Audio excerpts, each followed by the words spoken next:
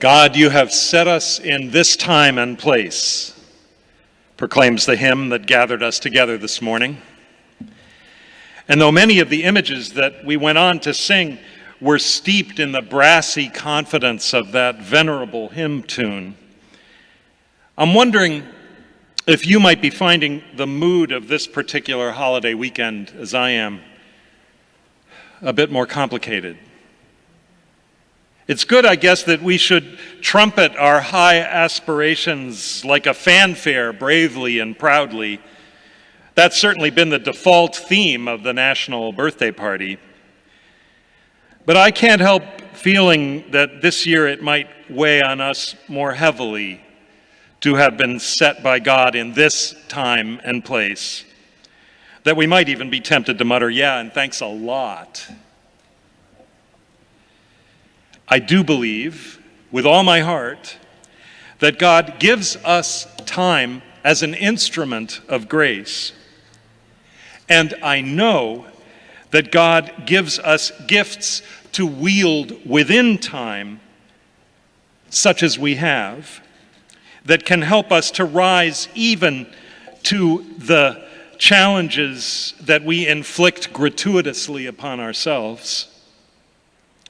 All the same, in the spirit of the fourth, as I think of the challenge to form a more perfect union, I find those words casting a noticeable shadow of melancholy for me this weekend.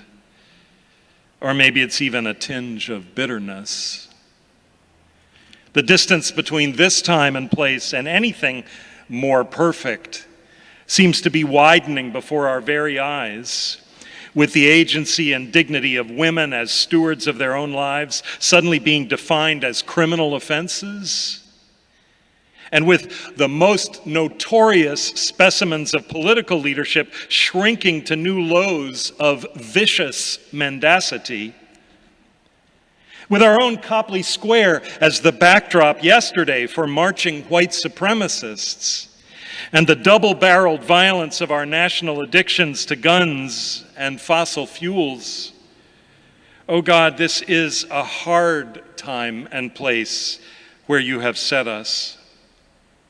As freedom gets reduced to platitudes of self-congratulation, while the hard work of democracy and justice languishes. It punctures the mood of triumph, and in its place an unrequited yearning rises and gathers urgency. Yearning for a quality of union, a quality of civic life, a quality of inner peace. Well, I think God draws especially near to us when we open our hearts and our arms and our imaginations and say, "Oh Lord, what now?" Maybe we need a burst of trumpets to awaken both us and God to the urgency with which today we're leaning into that prayer. This is a time for leaning forward into God's future, toward God's hope for all the good that can come into the world because we're trying to hold fast to the light of mercy and justice and beauty. With some help this morning from a splendid book by Susan Cain called Bittersweet, I've come to actually think that our longing, even the sense of urgent sadness that now tinges the love of things that we have prized so highly for so long, is one of God's gifts to us in this time and place. So, let's begin thinking about that leaning by punching a hole in the ceiling. Oh, there is one.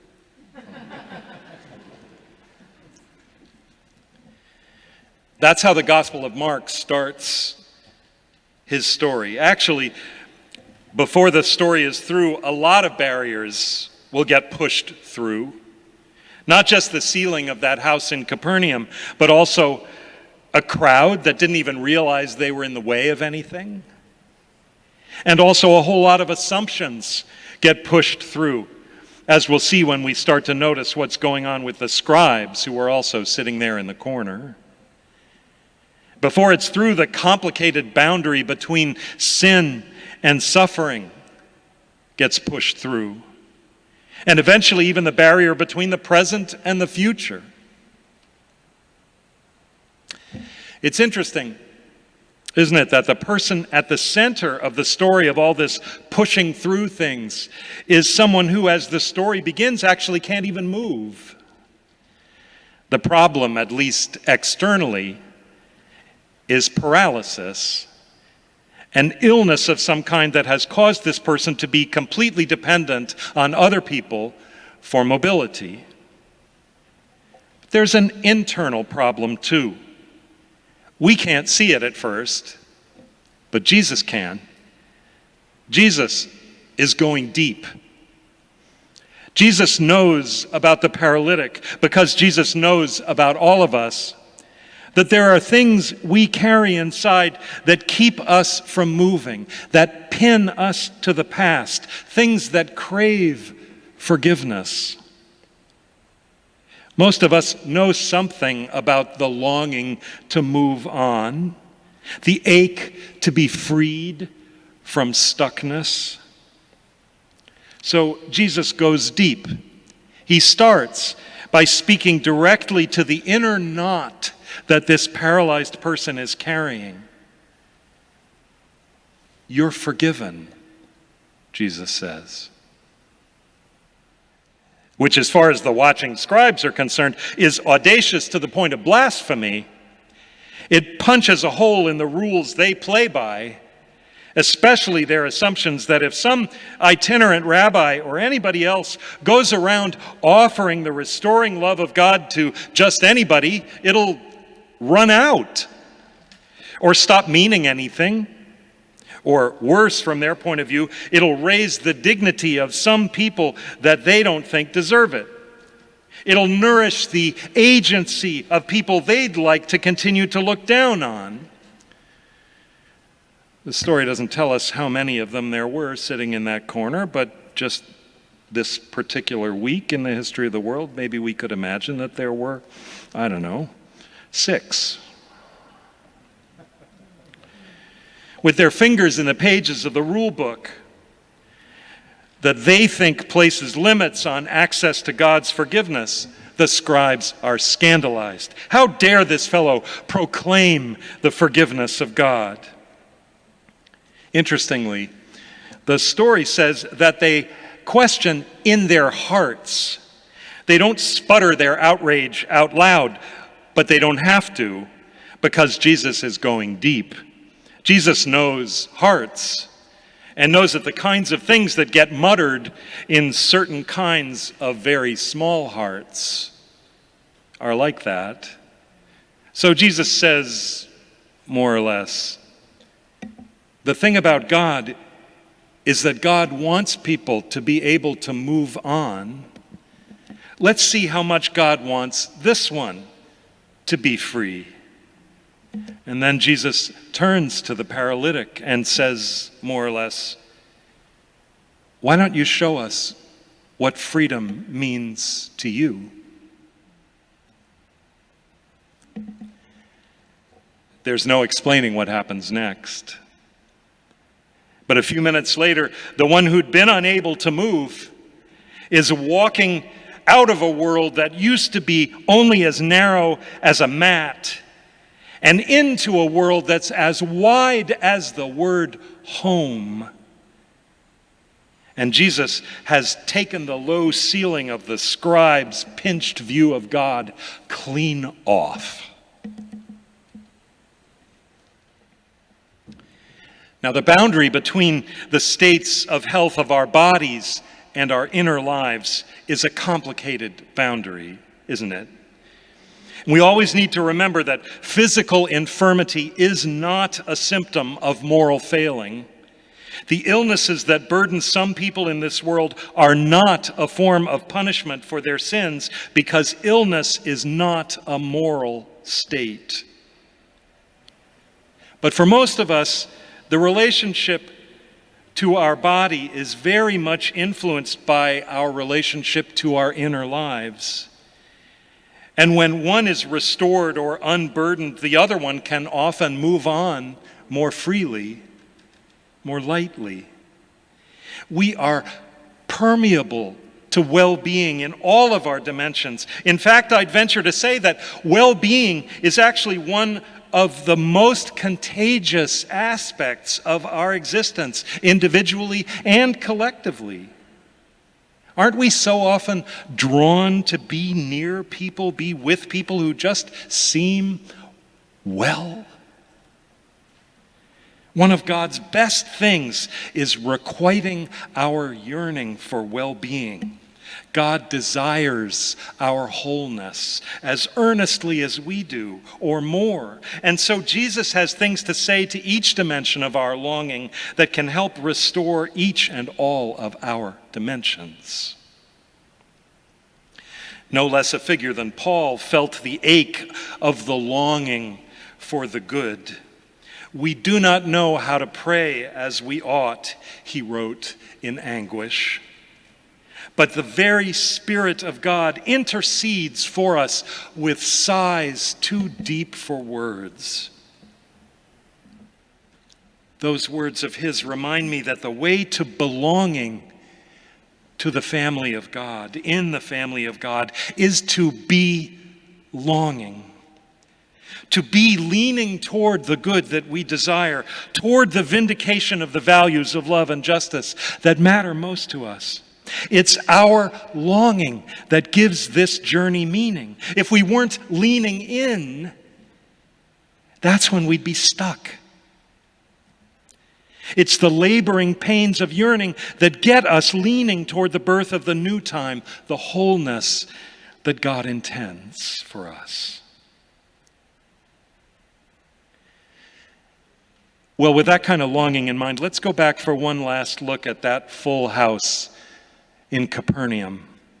Because we need not to miss one other thing about that story, without which there would have been no miracle at all that evening. It's not just the story of one person's healing. It's also the story of those 4 people who started the breaking of the barriers by dismantling the roof, and with it, any sense of ceiling on the power of God to get us moving. The story doesn't tell us how many times the 4 of them had to walk around the house looking for a way to get their friend in. It doesn't tell us how many shoulders they tapped on, how many elbows they tugged to no avail, how much they tried to nudge through all those people who probably had no idea that their focus on Jesus was keeping anybody else out, which is a reminder to us to remember to pay attention to what's going on at the outer edges of our rapt community. The story doesn't tell us how long it took the 4 of them to get their immobile friend up on the roof. And I love that the movement in this story depends, did you notice, on structural change. The roof has to come off. We don't even know how much faith, if any, their paralyzed friend had. Maybe it was one of those situations where the 4 of them said to their friend, Look, it doesn't matter how much you believe. We'll believe for you until you can believe for yourself. But the text says, Randy read this, that it was when Jesus saw their faithfulness, plural, their faithfulness, that Jesus said to the paralyzed one, "You're free, you're moving, you're forgiven." As though to say, with people like that around, we have something new ready to begin in this time and place. With fidelity like that, we have movement. With faith like that, there is a church. There is a future. With friends like that, there will be change. People like that move the world. The late New Testament theologian Walter Wink wrote that History belongs to the intercessors. They believe the future into being. History belongs to the intercessors. They believe the future into being. The story of this body that we are is the story being written by the intercessors, the ones who pour out their prayers, the ones who push the barriers, the ones who remove the ceiling between us and the generosity, the power, the healing, and the forgiveness of God. It's their leaning, their yearning, their longing that ends up enabling us all to belong. They believe the future into being. And who are the intercessors? Well, of course, you are surrounded by them now in this room, in this time and place. The intercessors. I like to think of this as a place for pooling and concentrating our longing as intercessors. And you know, Old South, I know that cracks develop in these walls from time to time, and they're a source of stress, but think of them as ways for your longing to leak out into the world that needs to long with us. That tower of yours, wherever it is, over there, right? As a way of standing tall with your longing in the skyscape proudly of this city. The intercessors, we intercessors, are leaning toward a more perfect union, longing together for the time when the fanfare can finally announce the vindication of this long and so costly struggle. Our longing will take us places that God wants us to go in a world as wide as the word home, including through the structures that need to be moved out of the way. Jesus is going deep, and we need to go deep with him, even into the ache and through the valley of the shadow of longing, because to belong to this movement is to be longing, actively, urgently. And my question to you this morning, Old South, in this time and place is, can you stay with the feeling?